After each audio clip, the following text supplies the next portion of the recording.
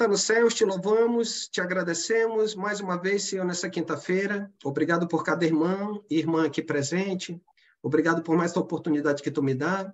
Que possamos, Pai, continuar estudando esse livro maravilhoso que é o Evangelho de Lucas. Que tu possa nos direcionar por meio dessa história maravilhosa do teu santo Evangelho, revelado através do teu Filho, Senhor, o nosso Salvador, o nosso restaurador, Jesus Cristo. Que através do teu Espírito, Senhor, possamos tirar lições importantes e aprender ainda mais sobre essa palavra tão poderosa que transformou e tem transformado a nossa vida. Ajuda-nos, Senhor, no nosso entendimento e que possamos levar essa palavra restauradora àqueles que ainda não a conhecem. E também, Senhor, possamos ajudar os nossos irmãos através desse livro tão maravilhoso e através dos ensinos que tu nos deixaste através do teu filho Lucas. Muito obrigado por tudo. Te louvamos, te agradecemos, no nome santo de Jesus. Amém, Senhor. Amém. Então, capítulo 23, versículo 44. A gente vai começar hoje, capítulo 23, versículo 44. A gente viu na semana passada, né? Só aceitar aqui, pronto. A gente viu semana passada as reações das pessoas justamente diante do plano restaurador. Vimos a reação daquelas mulheres, lembra lá? Que quando Jesus estava carregando a cruz, aquelas mulheres pranteando, né? Batendo no peito, e aí Jesus fala aquelas palavras proféticas, né? Trabalhando o ponto de que nesse momento não é para lamentar, não é só simplesmente lamentar. A ideia que elas precisam fazer, ou como toda nação precisa fazer, até Jesus usa a ideia profética para o futuro, né? No sentido de que, pera lá, eles estão acusando, como diz lá no versículo 31, 23, 31, porque se lenho verde fazem isso, ou seja, madeira verde, eles fazem isso, o que será do lenho seco?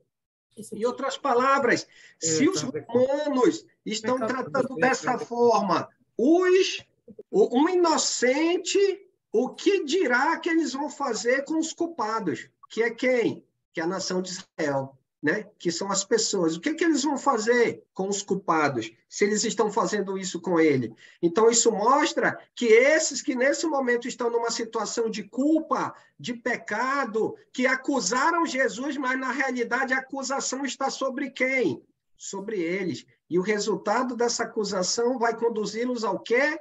À morte. Só que a morte de Jesus vem justamente para tirar as pessoas do quê? Dessa condição de culpa, dessa condição de pecado, né? Nessa condição de morte. Só que para que o homem possa obter sobre a sua vida a plena restauração de Cristo, através da prática da vontade do Senhor, que nós temos visto vez após vez aqui em Lucas, as pessoas precisam fazer o quê? Só bater no peito e dizer, eu sou culpado, eu sou pecador. Não, eles têm que se arrepender. Nós precisamos continuamente viver uma vida justa. Aqueles que ainda não se submeteram, né, à palavra restauradora, não se submeteram ao ensino restaurador de Jesus, não adianta reconhecer. Mas eles precisam buscar fazer o quê? Eles precisam buscar se submeter em arrependimento através da obediência. Ao quê? Ao ensino deixado por Jesus. Então, vimos lá o Simão de Cirene, né? Que também foi obrigado, e como a gente viu no relato bíblico, isso fez com que a sua vida ela fosse transformada. E através disso, os seus filhos e a sua esposa, como Paulo até lembra, lá em Romanos, capítulo 16, versículo 13, onde ele deixa claro, né? Ele agradecendo ao filho, mas também agradecendo à mãe, como ela sendo a sua própria mãe, pelo cuidado, pelo zelo que ela teve em relação a eles. Vimos a reação das autoridades, vimos a reação dos soldados, vimos a reação dos dois ladrões que estavam lá na cruz, um acusando Jesus, o outro repreendendo, e repreendendo de tal forma que ele, antes da morte de Jesus, o que ele faz? Ele faz uma declaração de fé fantástica. Versículo 42, quando ele diz, Jesus, lembra-te de mim quando vieres aonde? No teu reino. Olha lá, ele reconhecendo. Mas espera lá, como é que Jesus vai reinar se ele está pregado na cruz junto com eles? Porque mesmo na condição que ele estava, ele reconhecia que o reino de Jesus era desse mundo? Não. Então, quando ele confessa a Jesus, lembra-te de mim quando vieres. Espera lá, mas ele não está morrendo? Tá. Mas olha a perspectiva de fé que ele tem. Ele sabe que Jesus vai voltar. E quando ele voltar, ele vem trazendo o quê? O seu reino. Ele pode até ter uma ideia de um reino físico, ou pode não ter a ideia do reino espiritual. Mas as palavras, o teor da sua reação diante da cruz ali, diante de Jesus, ele está confessando Jesus no sentido do poder, da volta, né, do estabelecimento do reino de quem? Do Senhor Jesus. E o que Jesus diz para aquele homem no momento em que esse texto é trabalhado de uma maneira extremamente equivocada, né? Quando ele diz, olha, em verdade te digo que hoje estarás comigo aonde? No paraíso. Então, mostrando que a sua fé, naquele momento, ela foi crucial. Só que, como a gente viu, precisamos tomar cuidado, entender com clareza isso. Por quê? Porque há muitos anos, né, desde o início da chamada Reforma Protestante, a linha, né, que é avessa ao catolicismo, ela prega que basta levantar a mão, basta vir à frente, basta receber a mão sobre a cabeça e é uma oração pelo pecador, né? Você já está salvo, basta receber Jesus no seu coração. Mas é esse o modelo bíblico? Não. E aí, como a gente tem observado, Jesus, como a gente folheou na semana passada, é para crer, é para se arrepender, é para confessar Jesus como Senhor e Salvador, né? É para justamente se submeter ao batismo em quarto lugar, para que possa receber o perdão, possa receber, né, o Espírito Santo. Mas não basta só os 4 passos, é necessário o quê? Perseverar. Em tempos bons, em tempos ruins. Precisamos viver uma vida restaurada em quem? Em Jesus. E aí, dando continuidade no capítulo 23, versículo 44, a gente vai dar continuidade ainda nessas reações. Capítulo 23, versículo 44 ao 49. Um voluntário ou uma voluntária. Pode ler para a gente, por favor? Capítulo 23, 44 ao 49. Posso ler? Por favor. Já era quase meio-dia e trevas cobriram toda a terra até as 3 horas da tarde. O sol deixara de brilhar e o véu do santuário rasgou-se ao meio. Jesus bradou em alta voz: Pai, nas tuas mãos entrego o meu espírito. Tendo dito isso, expirou. O centurião, vendo o que havia acontecido, louvou a Deus, dizendo: Certamente este homem era justo. E todo o povo que se havia juntado para presenciar o que estava acontecendo, ao ver isso, começou a bater no peito e a afastar-se. Mas todos os que conheciam, inclusive as mulheres que o haviam seguido desde a Galiléia, ficaram de longe observando essas coisas. Vamos lá. Então, versículo 44. Então, faz essa reação dos malfeitores lá, um apontando para Jesus, o outro não fale isso, confessa a Jesus, Jesus dá a palavra para ele antes da morte, e aí ele continua o relato, versículo 44, então já era a hora sexta. Então, dentro do horário do povo de Israel, era contado a partir de que horas? Das 6 da manhã. Então, aí a gente vai lá 6, né? Já que é a sexta hora, então 6 mais 6, nós temos aqui meio-dia, né? Em torno de meio-dia. Então, já era quase a hora sexta, ou seja, ia dar meio-dia e escureceu o quê? O sol. Qual é a ênfase? Eu sei que o sol de meio-dia, talvez nas nossas cidades, eles tenham temperaturas diferentes, considerando o clima, né? A alta ou a baixa umidade. E aí um ponto que a gente percebe não é essa a ideia do calor, mas da luminosidade. O sol, ele está no pico, né? No ponto mais alto do dia. Só que olha a curiosidade no versículo 44. Nesse momento, qual era a situação? Escurecendo o sol. Então, o sol, ao invés de estar no seu auge, né? No seu ponto alto, iluminando em todo o seu resplendor. Mas só que havia o quê? Trevas.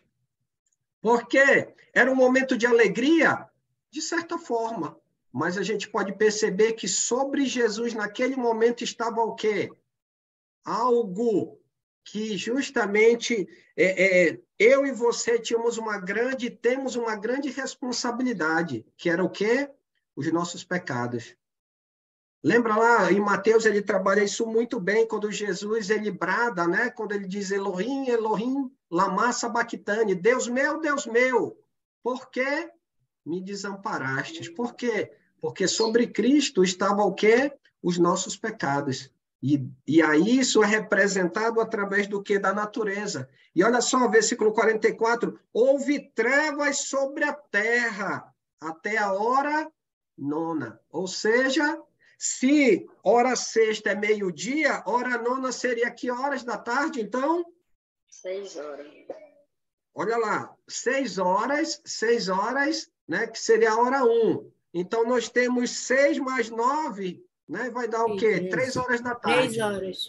15 horas da tarde, né? Obrigado, Ana Maria Helena. Eu estou lhe vendo aqui a sua participação, a senhora contando aí. Vamos lá. Então, olha o ponto que a gente pode observar. Então, 3 horas da tarde. Então, durou, né, esse contexto de trevas, de escuridão, de pranto, de dor, no sentido assim, em termos da natureza, Deus mostrando. Por quê? Porque naquele momento, o seu filho, por amor, por misericórdia, manifestando a justiça de Deus, tinha sobre ele o quê? Os nossos pecados. Os nossos pecados. E é bom a gente entender isso, sabe por quê?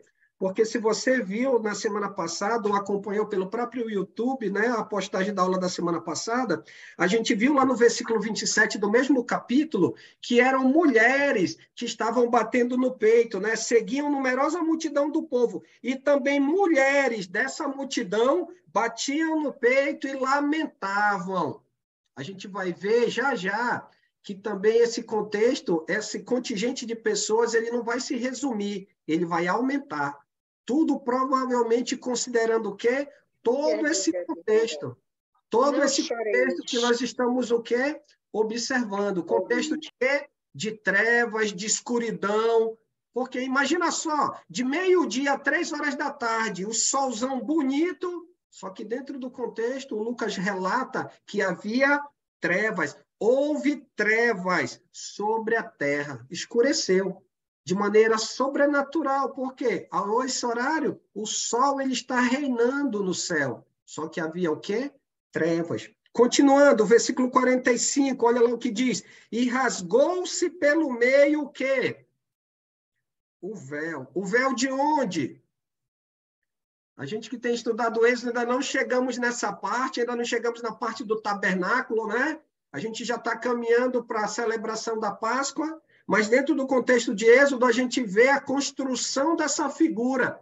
O que separava o véu dentro do tabernáculo ou dentro do templo? O que separava? Só para a gente... Diga. Santuário. Sim. Aí ele separava o quê? O lugar santo... Santo do lugar santíssimo. Justamente. E aonde que estava a representação da presença de Deus? Qual dos dois lugares? No Santíssimo. No Santíssimo. E a separação que havia entre um e outro, o que ficava no meio entre os dois?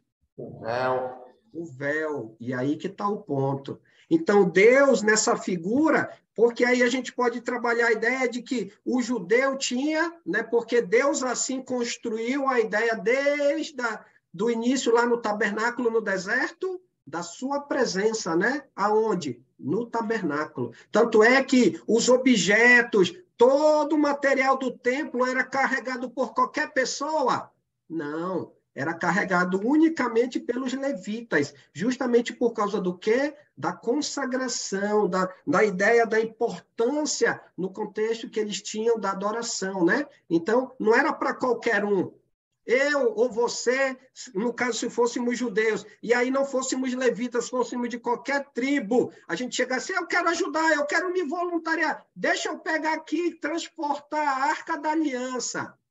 Se era o desejo de ir, para a morte era fatal. Pegou num objeto daqueles, a pessoa era morta. Tanto é que a gente tem relatos, né, dentro do Velho Testamento. E aí o ponto é que aqui no contexto de Lucas, o véu se rasgou.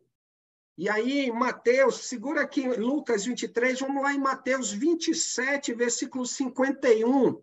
Ele dá uma ilustração, dá uma amplitude maior. Mateus, capítulo 27, versículo 51. Mateus 27, 51. Mateus, capítulo 27, versículo 51. Olha lá o que diz.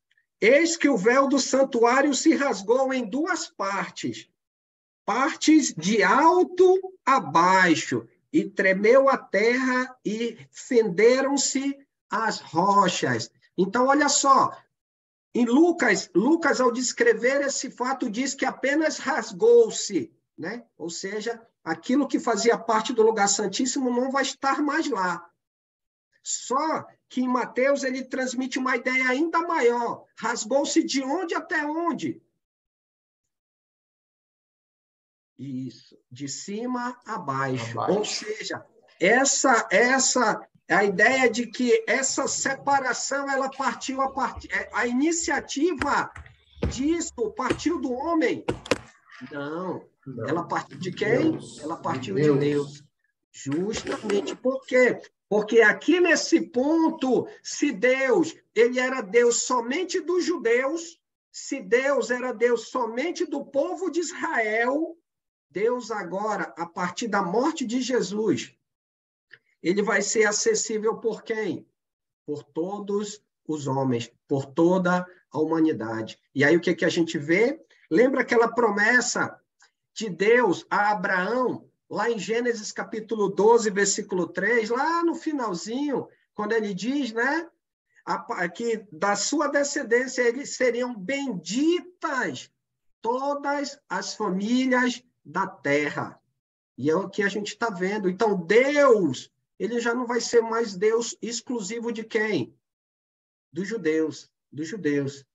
Deus não vai ser mais Deus exclusivo de judeus. Para muitas pessoas hoje, irmãos, você já deve ter conversado, ou se não conversou, vai topar com alguém que tem essa ideia. No contexto hoje religioso, né, protestante, evangélico, é ensinado que o povo de Deus continua sendo Israel. Por isso que você vê muitos movimentos usando a bandeira, a estrela de Davi, usando os tipos de adoração, candelabro, a arca. Por quê? Porque eles dizem que o povo continua mesmo na nova aliança. O povo de Deus é o povo de quem? O povo de Israel. Só que é isso que, de fato, a Bíblia mostra? Não. A gente está vendo aqui que no momento da morte de Jesus, quando Deus ele faz assim, a separação, que ele rasga o véu de cima a baixo, a arca vai passar a ter sentido? Não. O cordeiro que era sacrificado para expiação vai passar a ter sentido? Não mais. A Páscoa, ela vai ter sentido, quando eu falo Páscoa, não no contexto hoje, desse contexto equivocado, né? Mas no sentido da Páscoa dos judeus, inclusive, vai ser tema da aula do domingo agora de Êxodo, né? Eu vou trazer o capítulo 12, e aí a gente vai abordar justamente a instituição da Páscoa lá em Êxodo capítulo 12. Então, Deus, será que essa Páscoa, será que dentro lá do contexto do Velho Testamento ela vai ter sentido? Não mais. Por quê? Porque o véu se rasgou de cima a baixo. Ou seja, Deus ele está assinando, né, o fechamento ou o cumprimento do propósito do quê? Daquilo que ele fez através da lei. Ele cumpriu em quem? Em Jesus. Agora ele vai trabalhar a amplitude, como ele costuma dizer, a lei ela é uma continuidade ampliada. Eu diria, né, pegando o contexto de Hebreus, ela é uma ampliação espiritualizada. Porque se o cordeiro, no Velho Testamento, era um animal, no Novo Testamento, o cordeiro de Deus quem é?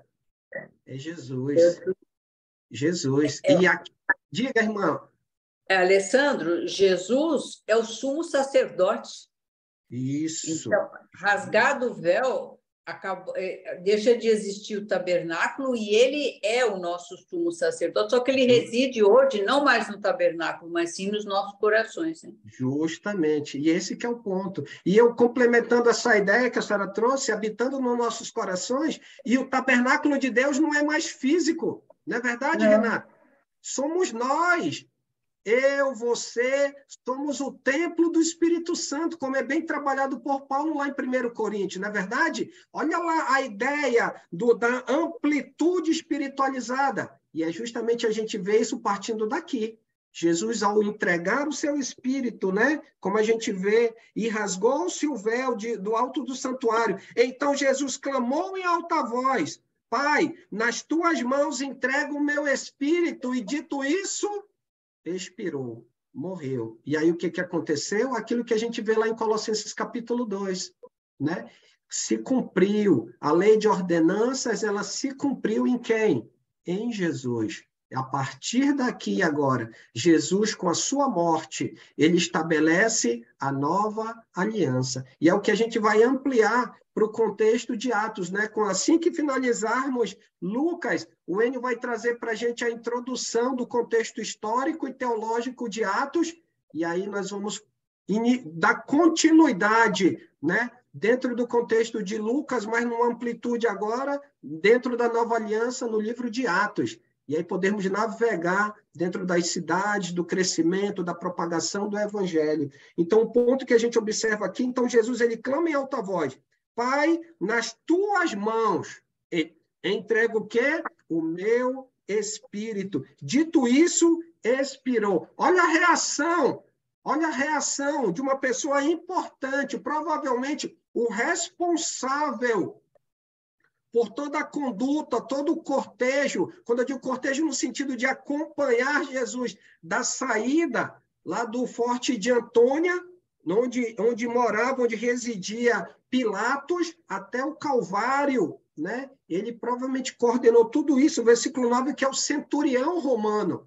E o centurião, ao ver isso, ver o que tinha acontecido, deu glória a Deus, dizendo, verdadeiramente esse homem era o quê? Justo. Eu não sei precisar para os irmãos quantas pessoas esse homem acompanhou a execução, ou quantos homens ele foi responsável em executar por morte de cruz. Mas provavelmente ele, em toda a sua carreira, ou toda a sua experiência, ele nunca havia visto, provavelmente, o homem se entregar à morte como quem? Como Jesus. E aí que está o ponto. Muitos teriam relutado, né? Já imaginou, no sentido, indo contra, se rebelado, falando coisas, né, desagradáveis. Eu sou inocente, mas Jesus ficou o quê? Calado. Como Giovanni, em outras aulas, citou, ele estava cumprindo na sua vida o quê? A profecia determinada pelo Senhor. Ele, como ovelha muda, foi entregue ao quê? Aos tosqueadores. E nenhuma palavra foi dada. E aí é o que a gente observa. Então, ele, ao contemplar isso, na sua reação diante do sacrifício de Jesus, ele deu glória a Deus, dizendo, verdadeiramente, esse homem era justo. Em outras palavras, ele era inocente. Com certeza ele ouviu as acusações. Com certeza ele acompanhou o flagelo de Jesus, ele sendo chicoteado. Ele acompanhou ele carregando a cruz, o madeiro, ele sendo pregado, né? Ele sofrendo durante essas 6 horas. E agora, com a sua morte, o que ele está fazendo? Ele está declarando que Jesus era justo, em outras palavras, inocente da acusação que ele levava. Lembra lá qual foi o parecer de Pilatos? Eu não vejo crime algum nesse homem. E a população, junto com as autoridades, crucifica-o, crucifica-o, crucifica-o. E agora ele reconhece justamente isso. Jesus precisou abrir a boca? Não. Ele bastou ele ter as ações que ele teve. Ele se entregou, ele obedeceu, ele não questionou, ele não murmurou, ele não criticou o Pai, ele simplesmente obedeceu. Como diz em Filipenses capítulo 2, né? Ele foi fiel até a morte. E morte de quê? E morte de cruz. Interessante. E aí isso causou essa reação no homem. Olha uma outra reação, versículo 48. Todas as multidões reunidas para este espetáculo. Olha o termo que Lucas usa. Lucas usa. Talvez na época dele não havia shopping, não havia praça. Claro, haviam praças, é só um exagero. Não tinha algo para se divertir. Provavelmente boa parte da população, né, gostava de assistir o quê? Esses espetáculos, ainda mais porque tinha 2 malfeitores, duas pessoas, só que tinha um detalhe, também tinha quem? Jesus. Provavelmente muitas dessas pessoas que estavam gritando, crucifica-o, crucifica-o, sob influência das autoridades judaicas, estavam aqui. Só que olha, depois de ver as trevas, durante 6 horas, tudo escuro, o sol na condição que estava.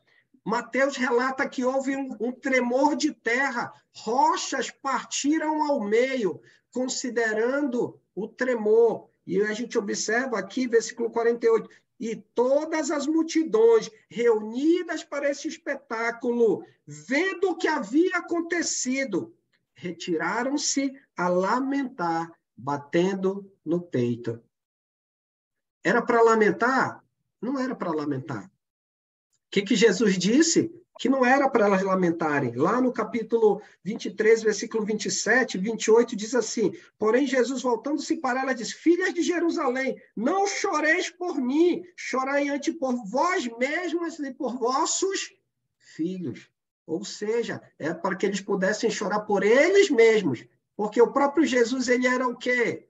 Inocente. Quem de fato era culpado? Aquelas pessoas.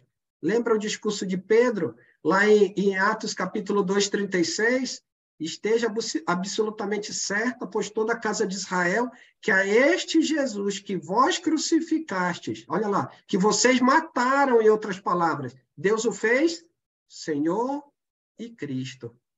Então, quem é o inocente? É Jesus. Quem é que são os culpados? São aquelas pessoas, inclusive nós, por causa do quê?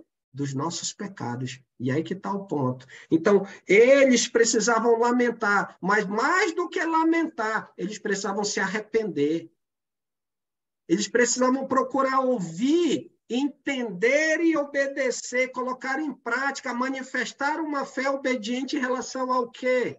Ao ensino deixado por Jesus. Foi isso que Jesus quis deixar para aquelas mulheres, relatando o fato que aconteceria no futuro e o que aconteceria com seus filhos. Por quê? Porque Israel não ia se arrepender. Claro, na sua maioria, muitos se arrependeram, muitos se tornaram discípulos de Jesus, seguidores de Jesus, como o próprio livro de Atos, quando nós formos estudar, relata que justamente muitos, inclusive dos sacerdotes, se converteram ao quê?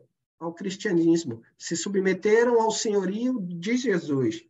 Então, retiraram-se a lamentar. E aí um detalhe, versículo 49. Entretanto, todos os conhecidos de Jesus e as mulheres que tinham seguido desde a Galileia permaneceram a contemplar de longe estas coisas.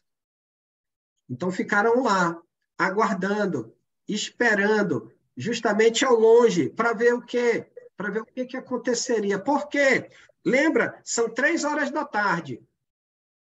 Com mais 3 horas, vai dar 18 horas. 18 horas já é o sábado. E o que eles não podiam fazer? Eles não podiam trabalhar. Eles não podiam fazer força. Então, eles não poderiam levar, né, a carregar um corpo depois das 18 horas. Então, era algo que precisava de quê?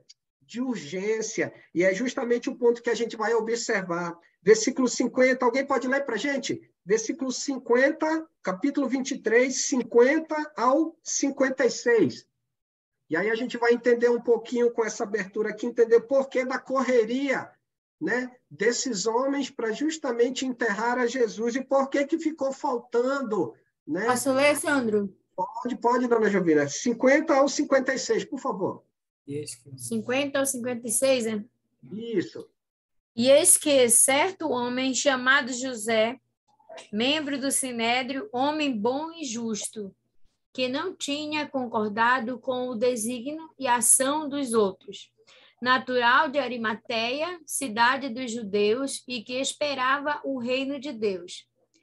Tendo procurado Pilatos, pediu-lhe o corpo de Jesus. E, tirando-o do madeiro, envolveu num lençol de linho e o depositou num túmulo aberto em rocha, onde ainda ninguém havia sido sepultado. Era o dia da preparação e comemorava o sábado. As mulheres que tinham vindo da Galiléia com Jesus, seguindo, viram o túmulo e com o corpo foram ali depositado. Então, se retiraram para preparar aromas e bálsamos. E no sábado, descansaram, segundo o mandamento. Obrigado, dona Jovina. E aí, o que a gente vai observar? Versículo 40, aliás, 50, né? Eis que o homem chamado José. Mas quem era José? Versículo 50. Era um membro do Sinédrio. Ele não era qualquer um. Justamente, ele era natural da cidade de Arimateia. Ou como fala nos evangelhos, José de Arimateia, fazendo associação à sua cidade, né? De nascimento, de onde ele era natural. E ele era um membro do Sinédrio. Provavelmente ele já era um homem idoso. E mais, pasmem vocês, o que vai me chamar a atenção aqui, depois eu vou trabalhar no 51 em diante, perceba bem, quem era José de Arimateia? Versículo 50, era um homem bom e um homem justo. Provavelmente ele já era um homem idoso, né? A gente não tem citação da atividade dele, mas provavelmente ele já era um ancião, né? Ele era um homem já experiente. Sandro, só uma pergunta. Eu desliguei o áudio, tu ouviu eu ler? Não, deu para ouvir, dona Jovina, deu para ouvir. É porque agora eu vejo meu áudio ligado, será que eles ouviram? Eu vou nem lhe contar quem foi que desligou o seu áudio, eu não vou nem lhe contar. Mas vamos lá, continuando, vamos lá. Só um minutinho, está entrando o irmão aqui. Pronto, vamos lá. Aí, versículo, ele era um homem bom e um homem justo. Então, além de ser parte do Sinédrio, ele era um homem bom e um homem justo. Segura aqui no capítulo 23, vamos lá em João, o Evangelho de João, capítulo 19, versículo 38. Se você está anotando, anote aí, João 19, 38. Ele vai nos dar mais informações a respeito de José de Arimateia. João 19, 38. Diz assim: depois disto, José de Arimateia, que era discípulo de Jesus, ainda que secretamente, pelo receio que tinha dos judeus, rogou a Pilatos que lhe permitisse tirar o corpo de Jesus, e Pilatos lhe permitiu. Então, de José de Arimateia retirou o corpo de Jesus. E aí a gente vai ver aqui, pegando um texto paralelo, que José de Arimateia, complementando lá Lucas, ele era um homem bom, ele era um homem justo, ele fazia parte do Sinédrio, ele era um membro do Sinédrio, mas também era discípulo de quem? Ele era discípulo de Jesus. De Cristo. Ele era um discípulo de Jesus. E qual era a característica? Qual era a característica do discipulado de José de Arimateia? Como é que ele seguia Jesus? Bom e justo. Ocultamente. Ocultamente, ou como fala na NVI, secretamente. E por que ele seguia secretamente? Porque ele temia, ele tinha receio de quem? Dos outros judeus. Então, a priori, dá para entender que ele tinha uma posição a zelar, correto? Ele tinha uma posição, fazia parte, como aqui o Sinédrio, como a gente já viu em outro momento lá do julgamento de Jesus, o Sinédrio, em relação à lei, é como se fosse o Superior Tribunal Federal dos judeus. Ele tratava questões voltadas para a lei, é como se fosse a Corte Suprema do judaísmo, no que se trata da lei. E olha onde José de Arimateia estava incluído. Ele ouvia, né? Ele era discípulo de Jesus, mas ele fazia isso em secreto. ocultamente, porque ele tinha receio da reação dos outros. Porque provavelmente, no seu dia a dia, ele ouvia os planos, ele ouvia o desejo das pessoas em fazer, quando eu digo as pessoas, as autoridades, né? Os sumos sacerdotes, ali os principais, os escribas, os doutores da lei, ali naquele miolo do sinédrio, ele ouvia nos bastidores, vou usar esse termo, nos bastidores o quê? Os planos, para o quê? Para pôr fim na vida de quem? De Jesus, como a gente acompanhou muito bem aqui no contexto de Lucas. E aí que vem um ponto interessante. Qual foi a reação desse homem com a morte de Jesus? Já te passo a palavra, Paulo. Qual foi a reação deste homem quando Jesus morreu? E aí que vem o ponto do plano restaurador. Ele continuou ainda ocultamente como discípulo de Jesus? Não, de modo nenhum. Aí a gente vê justamente a autoridade e a influência que ele tem aonde? Em Jerusalém, porque ele não é qualquer um. Ele conseguiu uma audiência na presença de quem? Do governador, né? Do governador da Judéia, ou seja, de Pilatos. E na presença de Pilatos, ele fez questão de fazer um pedido para que ele permitisse retirar o corpo de quem? De Jesus. Só para a gente ter uma ideia, a morte de crucificação era uma das piores mortes que existia. As pessoas, elas eram crucificadas e normalmente elas não eram arrancadas da cruz. Elas tinham parte do corpo comido, arrancados, né, pelas aves. Muitas vezes as pessoas estavam vivas quando tinham seus olhos, parte da sua carne, sua pele, sendo arrancada pelas aves de rapina, né? As aves que comem coisas mortas. Só que Jesus já havia morrido. Então ele foi pedir ao governador uma excepcionação. Permite-nos tirar o corpo. E aí, provavelmente, ele usou o tema da própria Páscoa. Para quê? Para justamente tirar o corpo de Jesus, para conseguir autorização. Mas aí que está o ponto. Olha só, como eu posso dizer assim, a influência que ele tinha, o poder que ele tinha para alcançar uma audiência diante do governador e, acima de tudo, ele solicitar um pedido e mais, o pedido ser o quê? O pedido ser aceito. Se até então, antes da morte de Jesus, ele era um discípulo secretamente, a partir daqui aconteceu o quê? Com secretamente, em relação a José de Arimateia. Continuou secretamente? Com certeza não. Então, olha só, a reação dele diante do plano restaurador de Jesus. Né? A gente pode ver que provavelmente houve uma mudança, mas só foi nele. Observe lá no versículo 39 ainda, lá de João 19. E Nicodemos, aquele que anteriormente viera com Jesus à noite, foi levado cerca de 100 libras de um composto de mirra e aloés. Quem também agora saiu da parte da noite e justamente se colocou também à vista de todos, colocando-se assim, de um modo visível, rogando por Jesus, o próprio Nicodemos. Então, olha só a mudança que houve na postura desses dois homens. Por causa do quê? Porque justamente eles estavam entendendo, quando eu digo entendendo, eles estavam na situação que eles viram. Bem, se eu não vi as claras, o que vai acontecer com o corpo de Jesus? Ele vai ficar lá. E aí o que eles fizeram?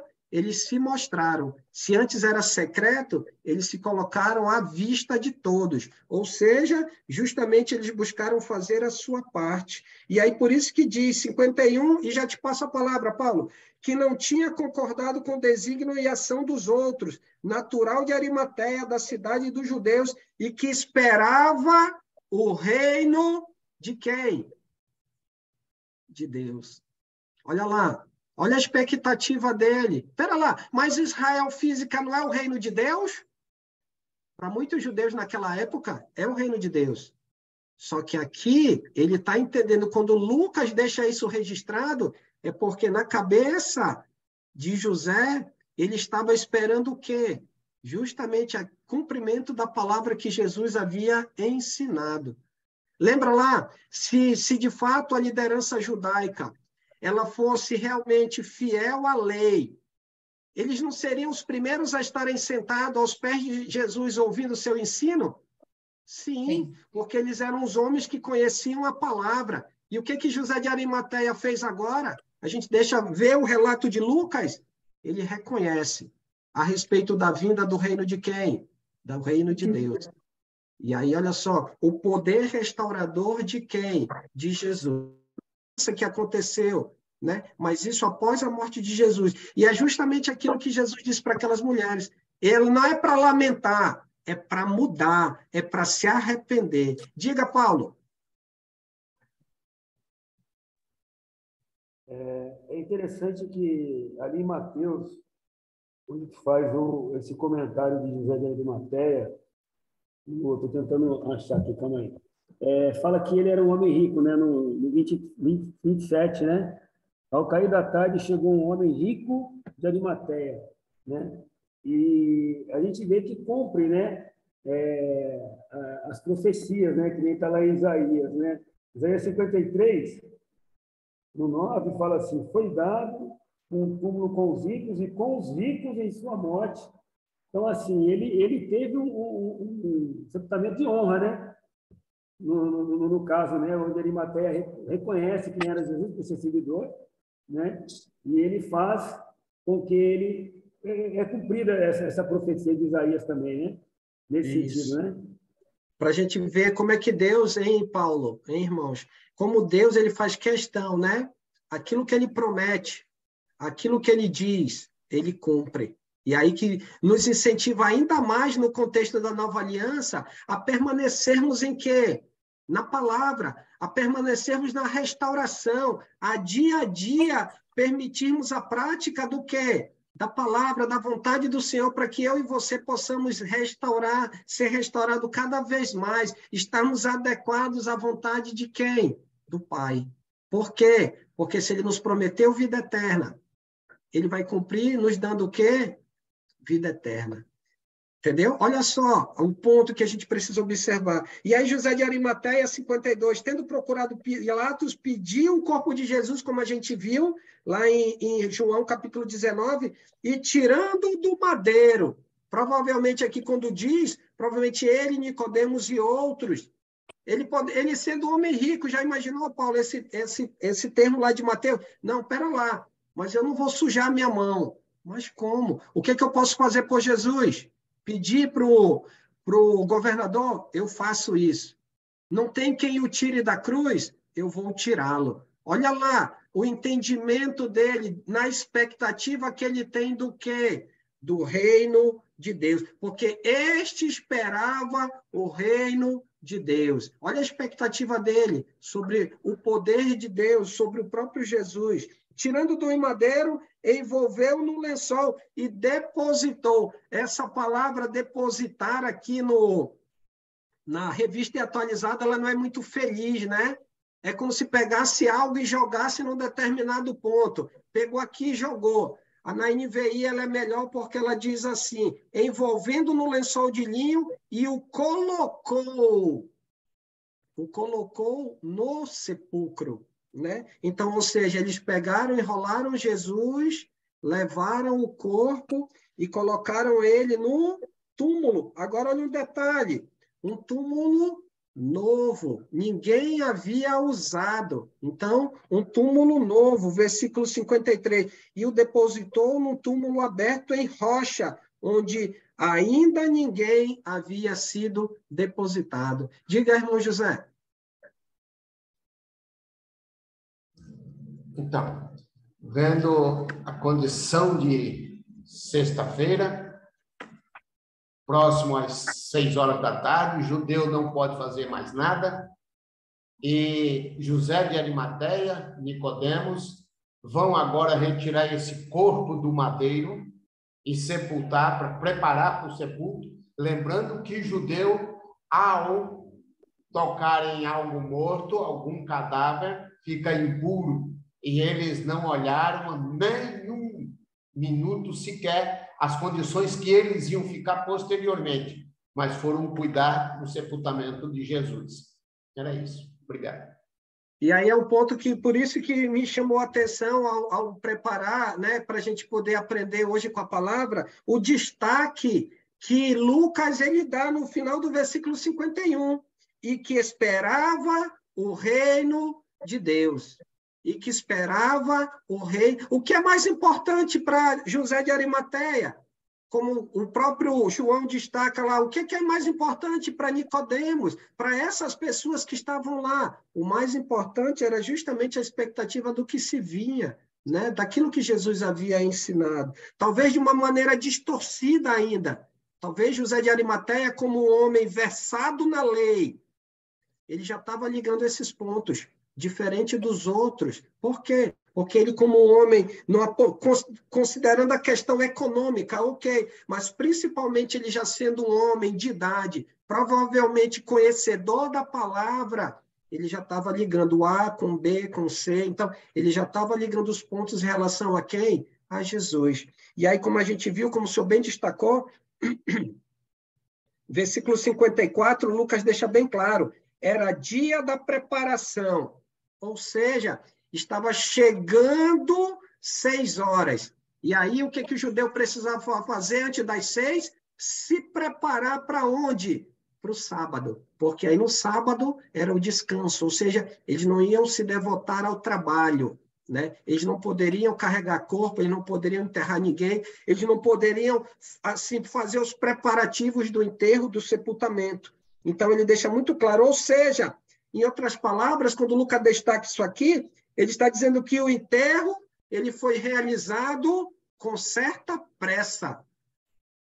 Enrolou, tanto é que a gente vai ver já um detalhezinho importante das mulheres, eles enrolaram com aquela certa falta de cuidado que é natural dos homens, que não atentam aos detalhes, né, Geisa? Aí os homens meio desastrados, às vezes, na arrumação das coisas, enrolaram, colocaram Jesus lá, só que as mulheres é aquelas que cuidam, né, que já tem mais aquele cuidado, são mais atentas à questão dos detalhes, e aí é o que a gente observa, olha só, versículo 55. As mulheres que tinham vindo da Galileia com Jesus seguiam, viram o túmulo Desculpa, deixa eu ler de novo. As mulheres que tinham vindo da Galileia com Jesus, seguindo, viram o túmulo e como o corpo fora ali depositado. Aí diz, mas esses homens, eles são muito desastrados. E aí elas foram ver aonde os homens haviam colocado o corpo, e olha o detalhezinho do 56. Então se retiraram. Quem que se retirou? As mulheres. Elas se retiraram para quê? Para se planejar. E qual era a parte do planejamento? Final do 56. Para preparar aromas, para preparar os bálsamos. Porque quando fosse possível, depois que passasse o sábado, o que elas iam fazer? Elas iam justamente cuidar dos detalhes que os homens, naturalmente, não puderam fazer, considerando o tempo e considerando a própria natureza. E aí que está o ponto. Versículo 56, na segunda metade, ele fecha. E no sábado, descansaram. Por que ele vai enfatizar isso? Porque, como a gente vai ver na próxima semana, nos próximos capítulos de Lucas, a gente vai ver isso na próxima semana. Mas ele já justamente ele faz o quê? Essa abertura. E no sábado descansaram segundo o mandamento. Por quê? Porque elas ainda estavam buscando colocar em prática aquilo que era, né, no sentido da lei, o cuidado que elas deveriam ter em cuidar do sábado. Queria falar, Paulo? Você falou do cuidado, é que aqui na NVI está em obediência, né? Em obediência ao mandamento. Isso, justamente. Não sabe de obediência ao mandamento. Isso, e aí é um ponto que a gente observa, porque mesmo Jesus tendo morrido e nós olhando do futuro para o passado, a gente entende que o contexto mudou, correto? Só que para eles, ainda continua do mesmo jeito, como a gente vai ver o destaque lá no capítulo 24. Então, lições para a gente poder visualizar aqui. Hoje, eu e você vivemos na restauração. O que a gente precisa fazer? Não podemos nos esconder. Precisamos transparecer, precisamos resplandecer a restauração de Cristo aonde? Em nossas vidas.